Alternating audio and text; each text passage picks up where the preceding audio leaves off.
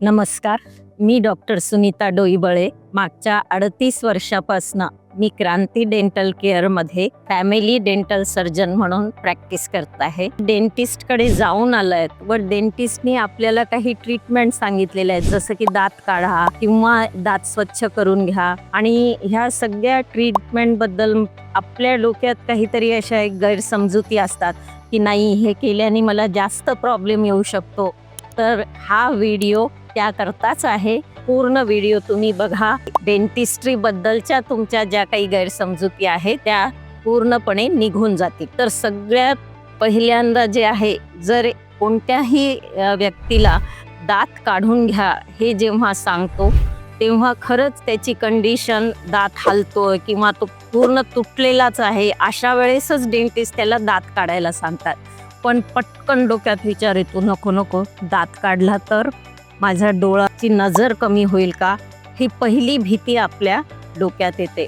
Actually पूर्वीच्या जमान्यात असं होतं की जेव्हा डेंटिस्ट्री प्रगत नव्हती तेव्हा काय आहे, आणि फक्त वय वाढल्यानंतरच एखादा दात हालायला लागला तेव्हा दात काढल्या जायचा.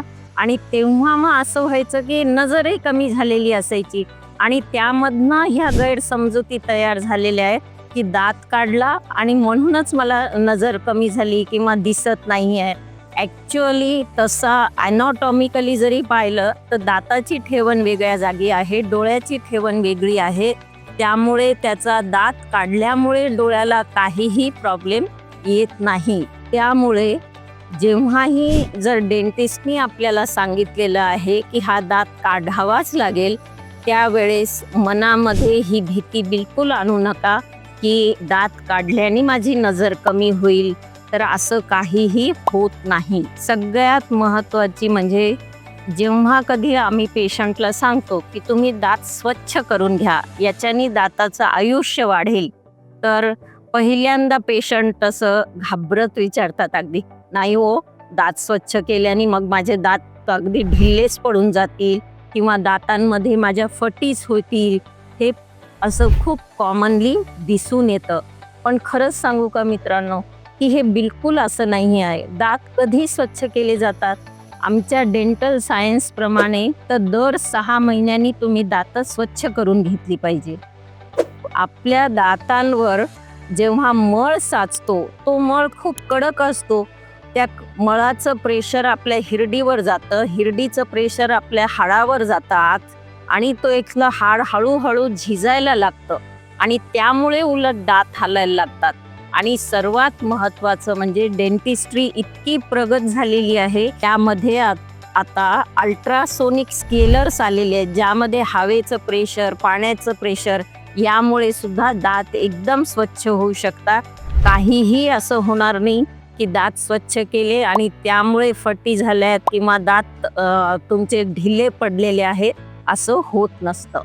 तिसरी सगळ्यात मोठी गैरसमजूत म्हणजे की जेव्हाही आई वडील एखाद्या आपल्या मुलीला घेऊन येतात आणि आम्ही त्यांना सांगतो की ह्याचे दात किडलेले आहे, त्यात फिलिंग करून घ्या, तर प्रत्येक आई वडिलांना असंच वाटतं, अहो हे दुधाचे आहेत, हे पडणारच आहे, त्याची कशाला ट्रीटमेंट करायची. किंवा ते असं म्हणतात, नाही हो, आमचं मूल तर बिलकुल चॉकलेट खात नाही किंवा साखर तर आम्ही त्याला देतच नाही.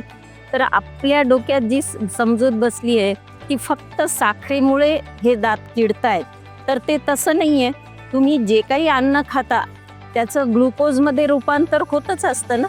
आणि ते अन्न कण जर आपल्या दातांमधल्या फटी पडलेल्या जागेत जर अडकून राहिले तर तिथे बॅक्टेरिया तयार होतील आणि चांगल्या दाताला कीड लागू शकते. त्यामुळे 2 वेळेस व्यवस्थित ब्रश करून घ्या आणि डेंटिस्ट जर सांगत असतील तर त्यात फिलिंग करून घ्यायला पाहिजे. किंवा असं वाटतंय ना की दात कशाला, याची ट्रीटमेंट घेण्याची गरज नाही, हा पडणारच आहे, तर तोही विचार पूर्णपणे चुकीचा आहे.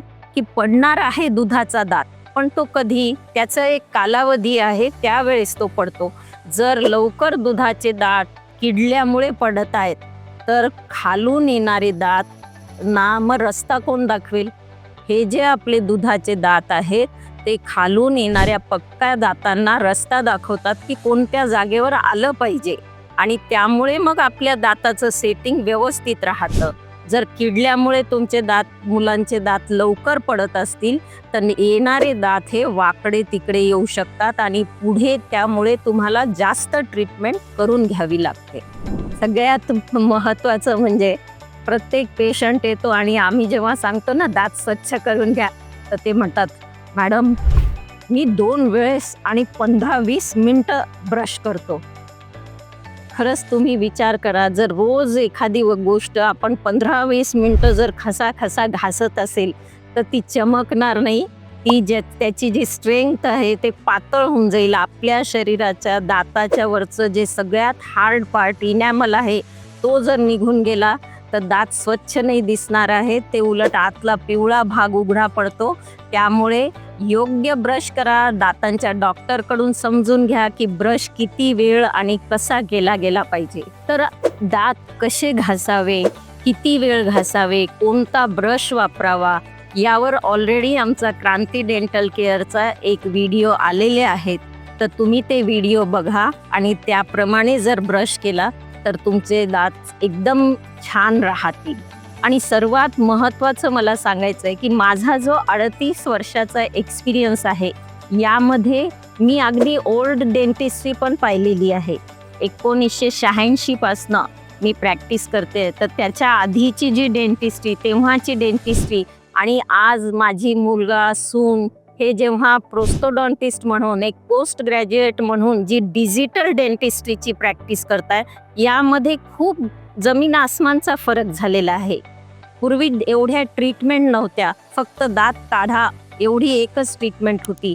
पण आज आता ह्या वेगवेगळे ऑप्शन्स खूप आलेले आहेत. जर तुम्ही क्रांती डेंटल केअरला व्हिजिट केली तर तुम्हाला हे एक्सपिरियन्स आणि हायली डिजिटल प्रॅक्टिस याचं कॉम्बिनेशन बघायला मिळेल.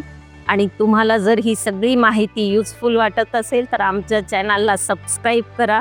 आणि असंच अजून कोणत्या विषयावर तुम्हाला माहिती पाहिजे असेल तर आम्हाला नक्की कळवा. धन्यवाद.